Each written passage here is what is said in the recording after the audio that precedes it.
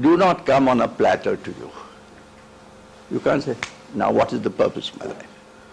You can search, but you don't need to expect an answer immediately. But if you follow the path, you know that is right. You will arrive there.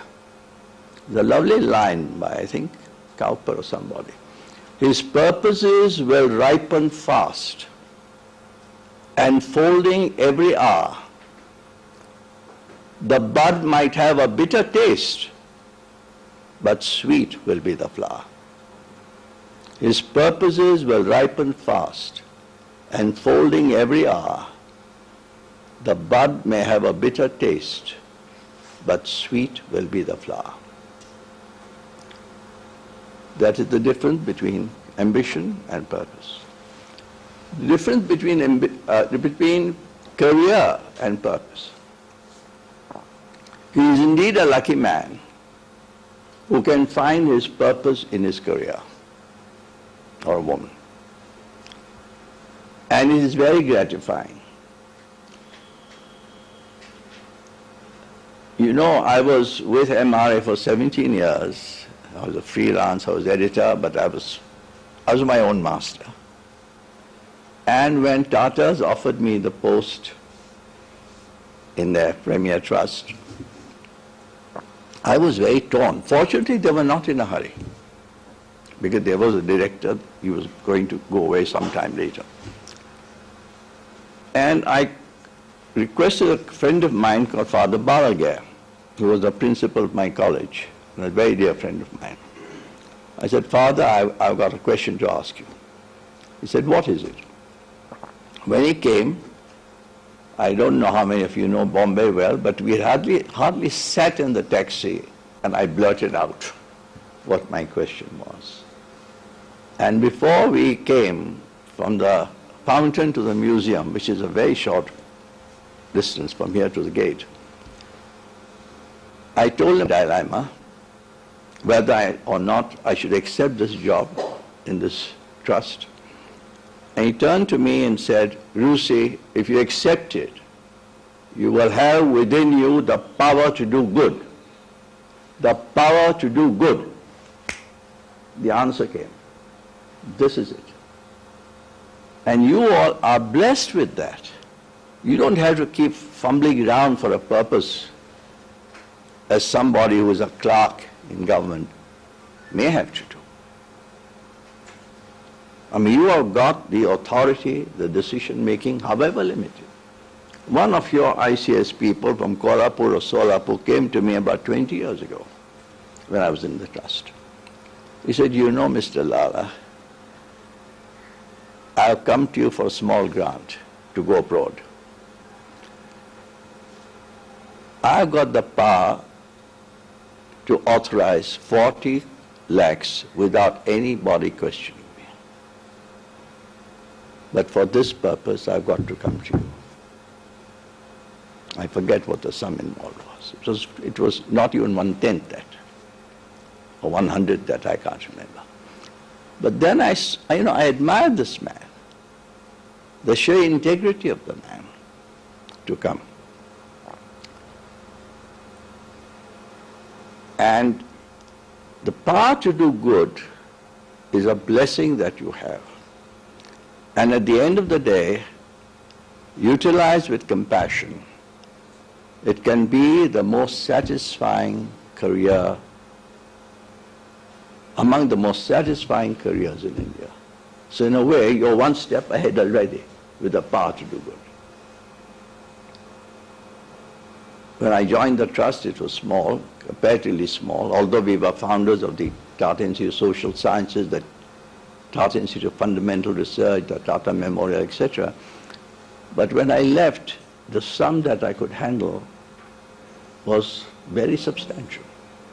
Not as much as you all have, but certainly more than 10 times the 40 lakhs, 100 times 40 lakhs. So, this is how things are. I chose this subject which I'm speaking on today for a Hindu Millennium Lecture. I just finished my book on Jamsetji Tata. And when I had finished the book, there are 2-3 things the writer has to do. He has to trace the evolution of the man. And he has got to trace what makes him tick. And why he did what he did. You see, it's quite simple to know what a man did, at least if he's a contemporary or last 100, 200 years. But it's not easy to find out why he did it.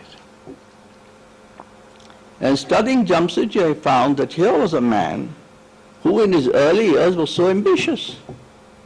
He was ambitious for himself. Me. He heard Thomas Carlyle say in Manchester, the nation that has the steel will have the gold. So he wanted the steel. In 1882, when he was in his career for hardly 14 years, he wanted to explore a steel plant. He even took iron ore and coking coal and all, but to Germany for testing. Things were not right at that time. But then I noticed that when he was at the age of 50, and everybody said he's so successful with textile mills, he started a second mill. I mean, he's got 2 mills only. He'll have a second, a third, a fourth, a fifth. The Pitits had 7 mills at that time. And he could have minted more and more money because he was a wizard at textile. There's no doubt about that. That one mill of his constituted 1/6 of the entire profit of the mills of India. So you can imagine what kind of wealth he could command through his business. But I found that he had no interest in that. He started what is called the J.N. Tata Endowment. Raja Raman and God knows how many, Giant Nalika, they're all J.N. Tata scholars. 100 years later, they are scholars still. But he was not satisfied with that. And he was very interested in looking at the world the whole time. 2 out of 3 days after the age of 20, he was out of India. Of course, in the ships, you took a long time to travel, but even so. He observed, and he decided, the purpose came to him, why should India be backward? We can stand with these nations. And he tried to search what was it that made them so advanced and us so backward. It is true the British had kept us back. But how to lift India even under those circumstances? And the first thing he realized was that India needed a technological and scientific education that was equal to the West.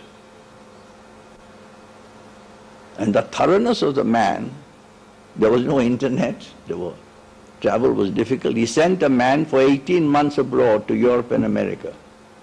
What kind of a model to have for India? According to his son Sir Dorab, who was at Cambridge, even Cambridge did not have a model of that kind, which he picked up from Baltimore. Now, many people have ideas. There is no shortage of people who will give you ideas. But he wrote a letter to the governor of Bombay saying, blessed by Providence with more than I need, and being persuaded that it has come from a series of good circumstances, favorable circumstances. I'd like to extend these circumstances to my less fortunate fellow men. And then he did something which no Maharaja had done. He offered 14 buildings. There are big buildings behind the Taj. For his time, they were the biggest. 4 landed properties in Bombay. Thank you.